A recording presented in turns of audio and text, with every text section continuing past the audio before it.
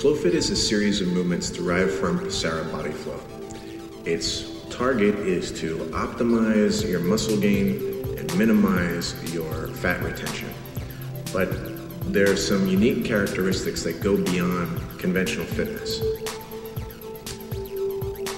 Flowfit is intended to not pay attention to the external, to the physique that you will eventually gain.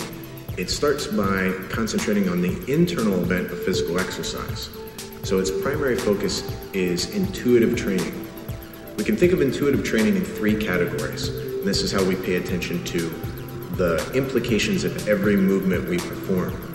The first being our exertion level. We want to rate this. We want to rate our exertion level. So on a scale of 1 to 10, 10 being the hardest you've ever worked in your life, 1 being mildly exertion. You want to concentrate on an exertion level of 6 or higher. The second category is your discomfort level. It's important for us to differentiate between exertion and discomfort, how uncomfortable you are, or how much pain the movement is causing. So on a scale of 1 to 10, 10 being the worst pain you've ever felt in your life, 1 being mildly uncomfortable, you want to concentrate on every single movement having a discomfort level of 3 or lower. And then finally, our technique, the mechanics, how well you perform something. On a scale of 1 to 10, 10 being optimal form, you've never performed it better in your life. 1 being poor form, shouldn't have done it at all. You want to have a technique level of 8 or higher. Now, there's some socio-cultural implications to these three categories in intuitive training. Now, this is a broad generalization, and it doesn't apply to everyone, especially in our gender-diverse modern day. But it's important to understand these distinctions. In general, guys tend to confuse exertion level and technique. So the harder we work, necessarily the better we're doing. That's just not the case. If we work very hard at the expense of our form, it will eventually, and is a guarantee of eventually, lead to injury and illness. Gals tend to have the opposite problem in general. Gals tend to confuse exertion level and discomfort. So the harder they work, the more uncomfortable they become, the more pain that they feel. And it's important for us to differentiate between pain and exertion. It's a critical distinction that will allow us to work harder in a productive way with proper technique. So with these three, once again, you want a discomfort level of 3 or lower, a technique level of 8 or higher on a scale of 1 to 10, and then finally an exertion level of 6 or higher. And it's that exertion level that we're going to concentrate upon when we progress through these Flowfit movements. When you maintain a technique level of 8 or higher and a discomfort level of 3 or lower, yet your exertion level drops underneath a 6, consistently drops underneath a 6 on a scale of 1 to 10, that's when you're ready to move on to the next difficulty level, because each of the movements are broken up into 4 levels of difficulty. And it's not static. You won't necessarily progress all the same way through all of the movements. You may develop more quickly in one movement. You know that when your technique stays above an 8, your discomfort level stays below a 3, and your exertion drops beneath a 6 consistently. I'd say 3 or 4 practices, and it consistently drops. Then you can start incorporating the next difficulty level of that movement. And that takes us to our next point, that being every single movement is specifically chosen so that it hits all of the genetically programmed optimal movements of the human system. We call it 6 degrees of freedom. And you'll get a gist for it as you start moving through the program. You'll understand how it hits every single way we move, every single plane that we move through. That's why it's Flowfit. We want to increase the suppleness and the efficiency of our movement. You can select one of the movements and just concentrate on it. You don't have to do all 7 of the movements. You can concentrate on 1 or 2. You can concentrate on all of the basic level, or you can start to advance through difficulty levels When your exertion level drops beneath a 6, your technique level stays above an 8, and your discomfort level remains below a 3. It's important for us to understand that the training scheme isn't the conventional, because we're still attending this internal event of physical exercise. Focus on 3 times a week. That's all you have to do. You may do more than that, but that's your goal. You only have to do 3 times a week. I'm gonna throw a number at you. 14 to 18 minutes a day. Per session, 14 to 18 minutes. There's a magic number in there, and it has to do with the way our body's organized, the way our body-mind is organized. Somewhere in between that magic number, once you've been doing Flowfit for 14 to 18 minutes, there's something that happens biochemically. I'm gonna throw a big multi-cent word at you. The neuroimmunoendocrine response. Something happens within us that our hormones release, our immune system becomes optimized, and our brain becomes fully awake. Our nervous system just opens like a flower. It's at that magic number, somewhere in between 14 to 18 minutes, that this neuroimmunoendocrine response kicks in. And something wonderful happens to your body. In a systematic, scientific fashion, it reorganizes, re-energizes, and revitalizes every cell in your body. And you'll know it because it's marked by distress. You'll feel uncomfortable, and you want to walk through that membrane. You want to look back on it and say, I went one step farther than when I wanted to quit. You'll be able to govern this and know the difference between exertion level, technique level, and discomfort level by your intuitive training, by rating them. But you need to walk through that door of discomfort, and that's when that neuroimmunoendocrine response kicks in. You watch what happens 3 times a week, 14 to 18 minutes per session. Finally, in Prasara Body Flow Yoga, we talk about how the breath guides us through movement and structure. The breath leads the way, and that's how it syncs everything together. I've gone into depth with the breath mastery scale, but right now let's keep it simple with Flowfit. All I want you to do is I want you to concentrate on exhaling through effort, deliberately, consciously, actively, exhaling whenever something starts to go above an effort level of 6 or higher. Whenever you get to that point, exhale through it. When it's not that high, when the exertion level is not above a 6, I want you to focus upon allowing an exhalation to occur when your body compresses, when it twists, when it folds forward, when it arches back. Let the exhale come out of your body. All you have to do is move out of the way. You don't have to do it intentionally. Inhalation is something that I don't want you to think about whatsoever.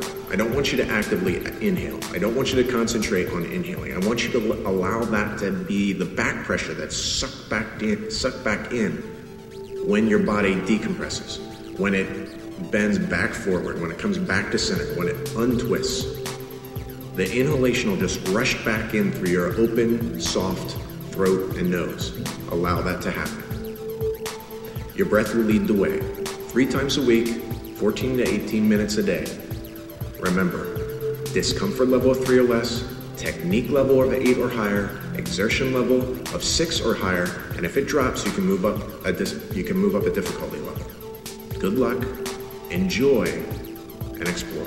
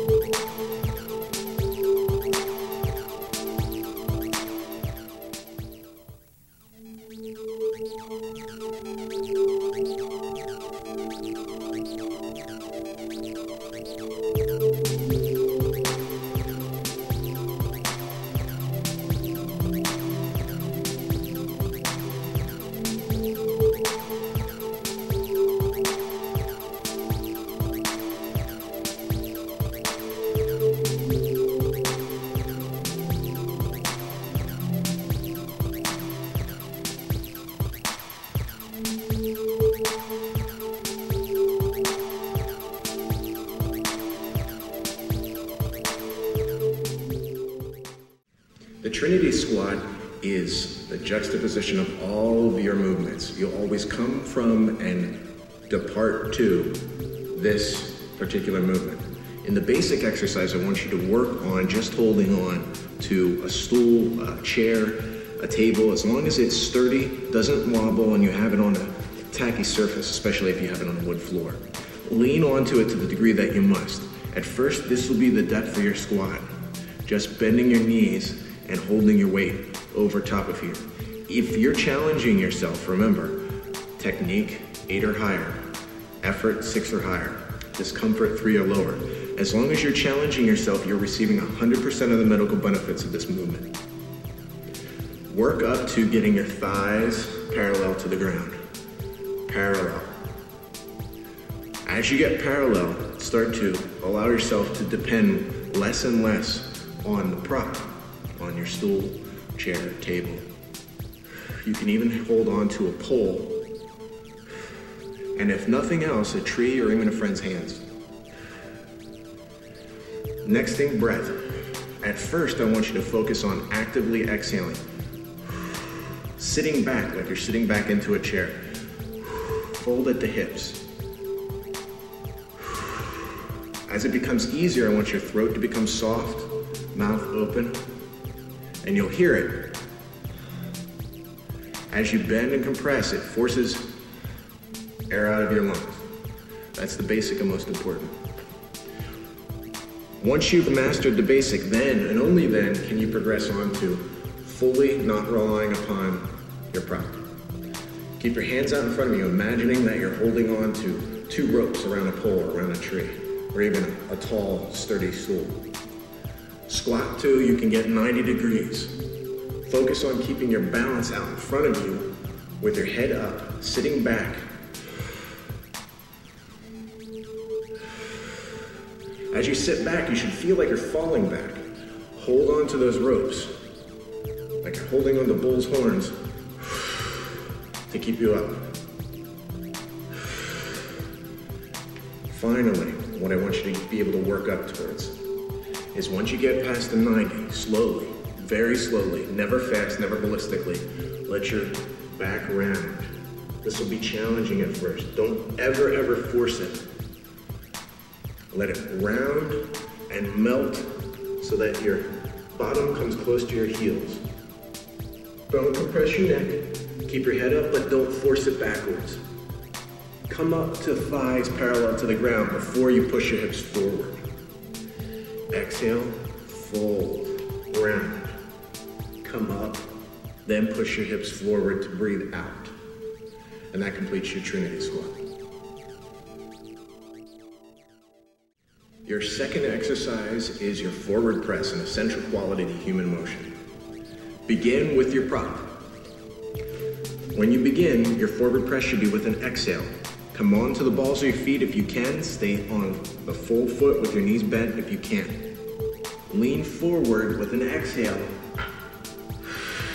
and press off with another exhale. So, and then you go into your squat. When you're working up onto the balls of your feet, be careful that you never feel like you're falling forward. You should be balanced. You should have the strength in your hands. So work 1 extra pound of pressure onto your hands every day.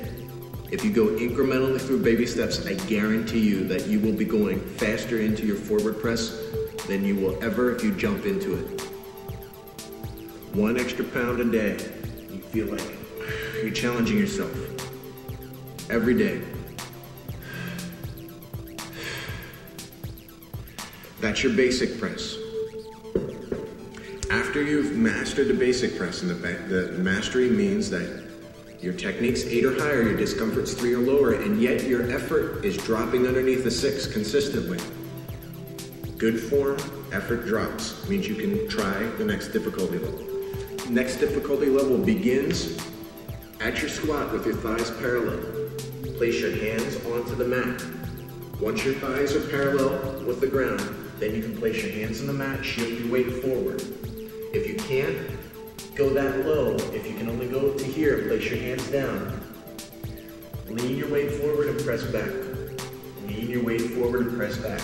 It might be a little more frightening because now you have a lot more gravity since you're bending over.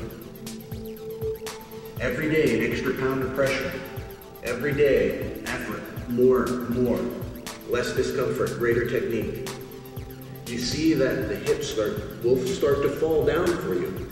And that's when you move on to the third difficulty level, where the weight distribution is equal among hand, foot. 25%, 25, 25, 25. Once you do that, then you can start to press. Try and keep your back flat with the ground as you press, like a frog hopping. And eventually you'll be able to leave the ground. Eventually. 1 extra pound of pressure per day. And you'll work up to your first quad hop. Exhale. Exhale in the effort. Exhale when you land. Finally, at the 4th level, you've developed the strength to be able to transfer all of your weight forward onto your hands, almost all of your weight. The closest thing to this Roka push-up, this 4th advanced level, is a handstand push-up. So when you come out of your squat, you're going to lean forward, lock your knees to the point that you can, keep them bent if you can. Come up onto the balls of your feet, and slowly insert your head between your hands and press back up. Exhale. Come back down, flat, before beginning your next squat.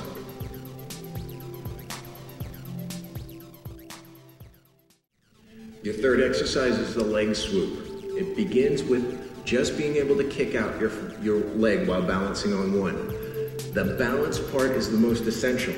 As you maintain that technique of 8 or higher, at a discomfort level of 3 or lower, the effort comes from leaning forward and letting your leg kick out, transferring your weight onto your arms while balancing on one leg.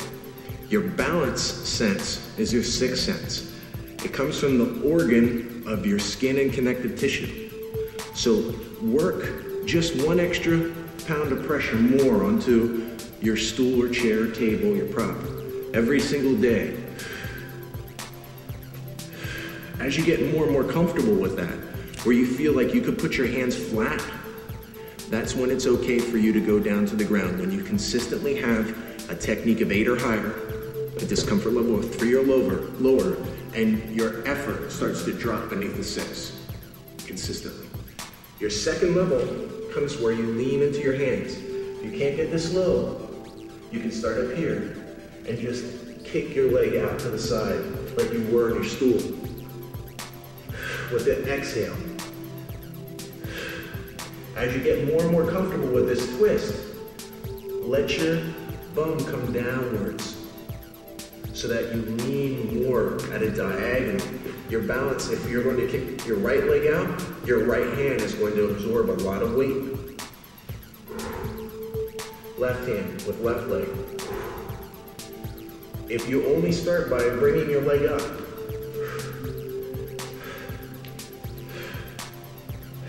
that's great, because 1 pound of pressure more a day is where you have the greatest advancement. At the 3rd level, once you've consistently gotten your leg sitting all the way through, you're going to swing it underneath and jump over top of it. It's not a very difficult move. You can start by just putting it down and putting your foot across. Bring it back, sit through, putting it down, putting your foot across. Bring it back, putting it across, putting it down, stepping across. Once you get comfortable with that motion, exhaling through it, then you can start to put in a little bit of a hop. You sit through and you spring up. A little bit of a hop. And that's your 3rd level.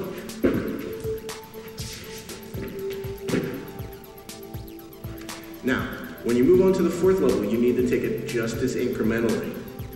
The full leg swoop.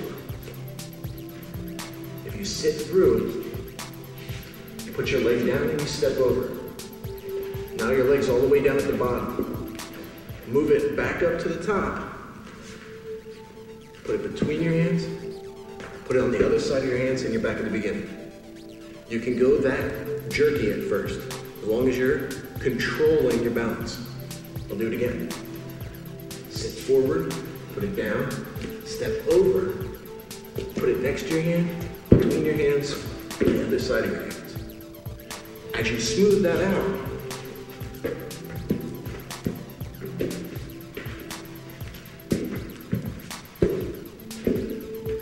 you'll feel where you're going to start the weight transfer between your hands, so that the full motion becomes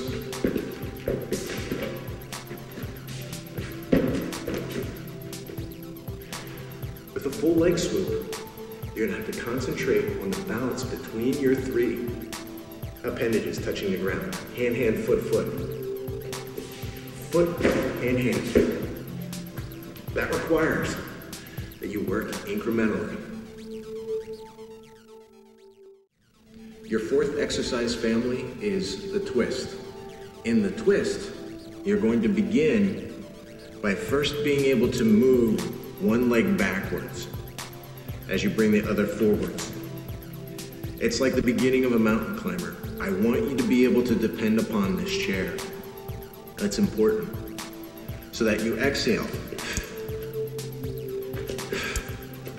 It's important that you feel this balance with both feet in the air, because there's a moment there that both feet are jumping up in the air. So I want you to start incrementally, like you're running, but holding onto this chair, so it needs to be very sturdy. It needs to be on a solid, tacky surface that won't move. Exhale every time that you're switching your feet. Once you become comfortable that you can go deeply, that your technique is an 8 or higher, your discomfort's 3 or lower, and the effort starts to drop underneath a 6, then you can place your hands flat on top of your surface. If you can do this, then it's time for you to give it a try on the ground. When you move your prop out of the way, make sure you have good distance. Come down out of your squat. You're going to put one leg back. Now you can start shallow, where you just put your shin is parallel to the ground. Or you can place it back and place it forward. Place it back and place it forward. Every time with an exhale.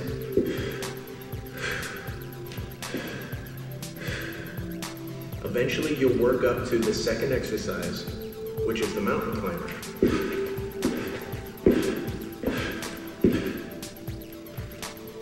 Concentrate on keeping your balance, but allowing more and more to come into the leg switch, where you're not leaning so much forward and freeing the weight off of your hands. One extra pound of pressure pushing back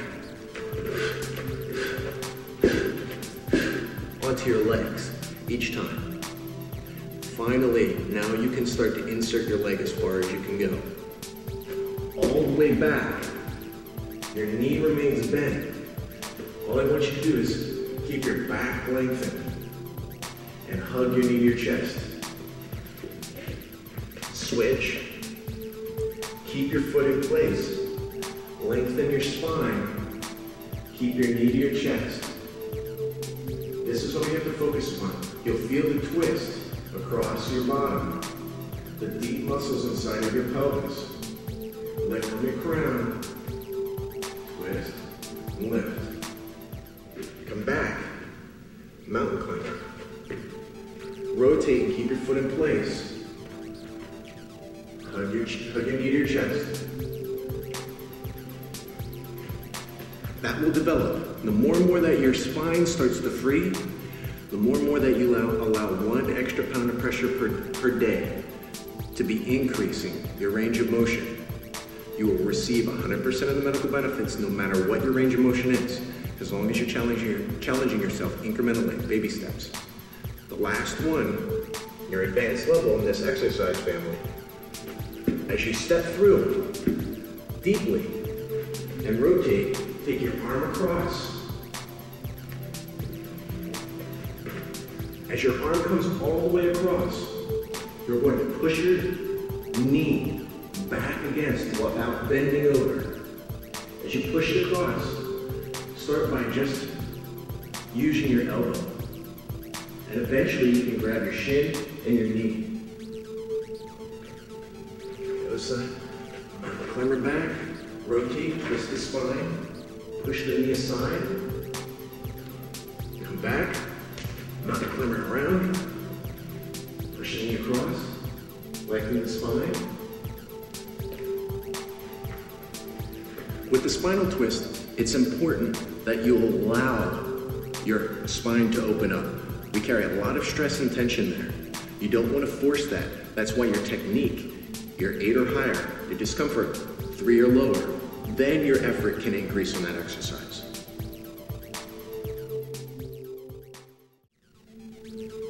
In the 5th exercise family, we're working on the springing twist. At a basic level, we're going to be able to turn our back on our prop. This is a really important level and takes a lot of time, a lot of control, and a lot of patience. Start with your hands weighting down the bottom of your prop. If you're going to turn to the left, reach with the right hand across. Grab. Depend upon it, even if you have to sit on it at first. Grab down and come around.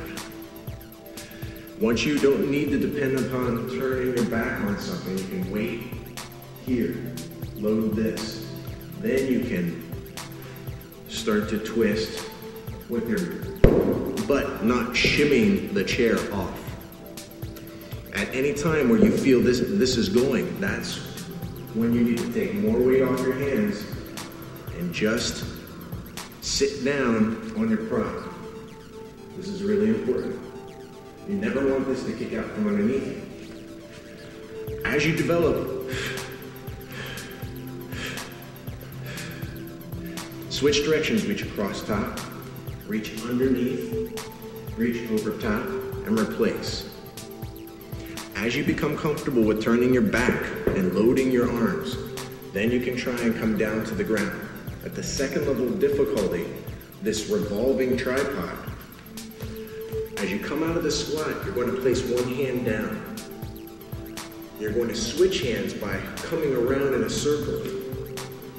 If you have to place both hands down, then lift the next hand up, then you can move on. That's fine. That's a good incremental step. But eventually you want to work up to hand, hand, back to center. Hand, hand, back to center. And you work around into this revolving tripod. As you gain more and more ability to place more and more weight, 1 pound of pressure per day, then you can work on the one-handed springing tripod. So when you come around at the 3rd level, you're going to come across your chest, open up. Notice how the knee dips. This is important. Press off, come back to your squat. At the 3rd level, watch the knee dip, switch. Come back to center. Do it again, the knee drops down, releases some of the pressure on your pelvis. Open up and spring across your chest as the knee drops down to release the pressure on your pelvis and press back. Finally, at a 4th level, you're getting the most amount of twist because you're placing both hands down on your mat. When you come around, you want to reach deep with your near arm and look at the knee, drops down. Here's where the big spring happens. You really have to concentrate on form.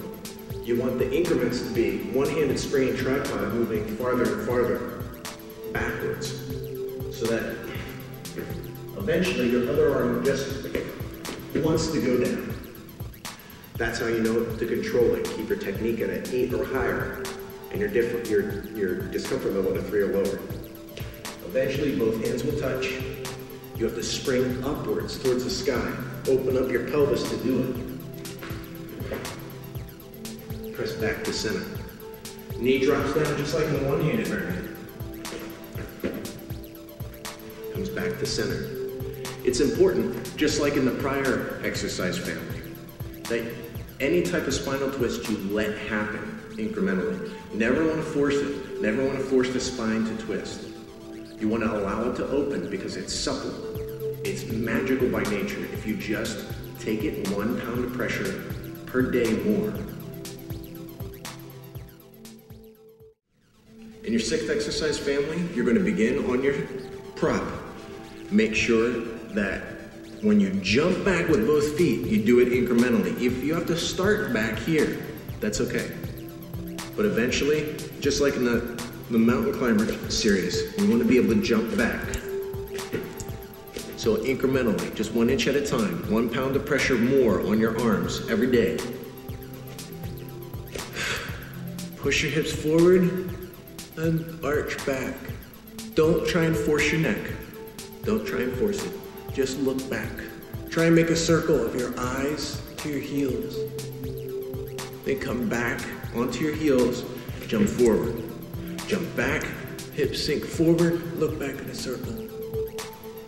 Eventually, as you can put your hands down flat and perform this on your prop without wobbling whatsoever, you're ready to go on to the 2nd difficulty level down on the ground. So when you're down on the ground, you come out of your squat. You're going to jump back your legs. Open up your pelvis. When you jump back, I want you to exhale. Jump back. It can be very little. Here. Incremental. As long as you're going 1 inch more a day, you will receive 100% of the medical benefits of this exercise. Eventually, get your legs fully lengthened out. As that happens, you move on naturally to the 3rd difficulty level. Your hips start to drop, your spine starts to arch, and you can allow yourself to look back and make that circle from your eyes to your heels.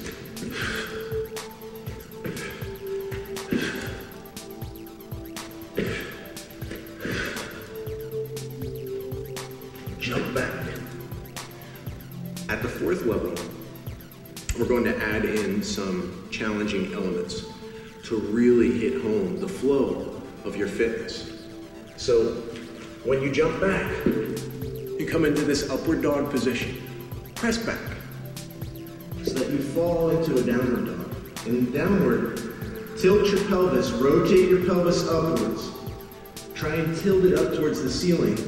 Try and allow your knees to unlock because your hamstrings are so tight. Eventually your heels will start to touch the ground. When they do, unlock your knees to move on to the next portion. Otherwise, just keep them bent, and that's okay. And you want to hover close to the ground into upward dog.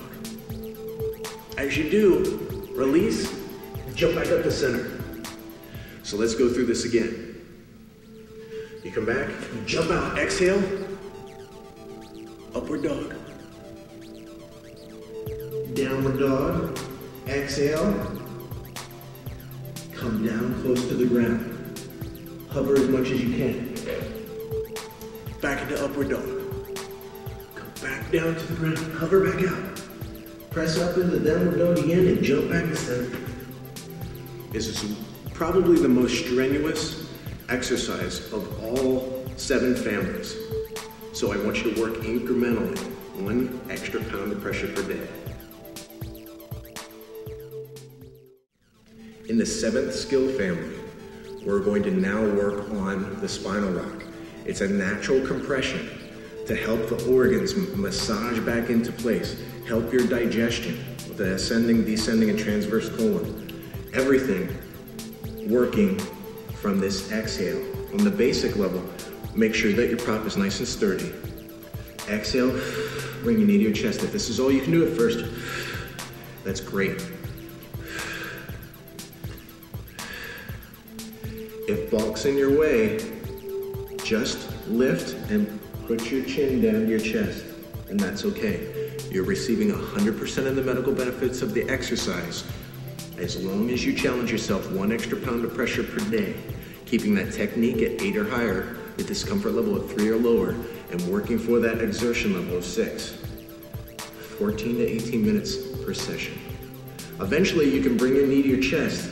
You can place it down gently in your prop. and lean against it. As you lean against it, relax and let your spine round. Come back up, bring a knee to your chest, switch knees, flatten. Exhale, come back, knee to chest. At a point where your spine doesn't feel uncomfortable with that rounding, you don't feel any pinching, it's time to go down towards the ground. This may take longer than any of them, and that's okay. Everybody develops independently. Your friend might develop a lot faster than you at one exercise family than another. It has nothing to do with your fitness level. It has to do with everything that you're experiencing in that internal event that we guide by our intuitive training. So when you're down on the ground on your squat, what you're going to do is you're going to let your butt sit down. You're going to hug your knees to your chest. If you can only come back to here, that's okay. Press up, work your way back to a squat, and just hug your chest again. Exhale as this happens. This little roll is so important to everything in your spines, everything in your internal organs. Eventually, you'll feel it where you can rock and lift your heart to the ceiling. And that inertia will bring you back to a squat. You may want to practice this exercise just by itself for an entire session or 3, and that's okay. You want to work incrementally, adding 1 more pound of pressure per day with that exhale. Eventually, we work on to the 3rd level. In the 3rd level, you're just going to go incrementally more towards plow, allowing your feet to go farther and farther backwards. You don't want to roll onto your head. So as you start with your roll, if you can only come to here, putting your legs up, that's okay, that's great. 1 pound of pressure per day, more, is all you need, incrementally. Eventually, you can place your arms down to help you steady. Once you steady, all you're going to do is block out your knees, slowly letting the hamstrings melt their tension away. Lift your pelvis towards the ceiling and try and place your ball of foot flat on the ground. Bring your knees to your chest.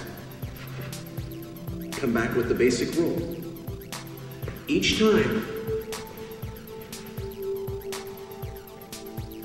let the air come out of your lungs. Don't hold your breath.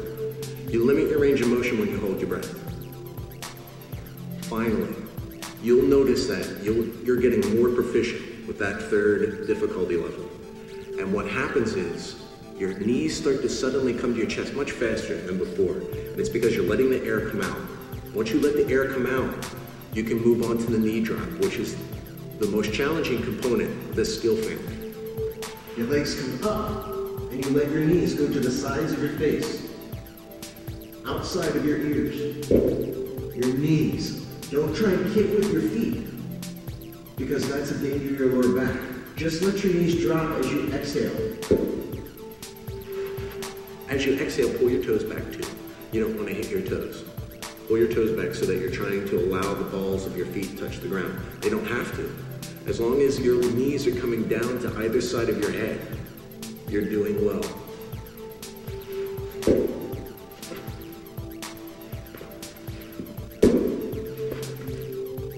In this final exercise, I want you to focus upon the basic version so that you can use that exhale to bring yourself back to the squat.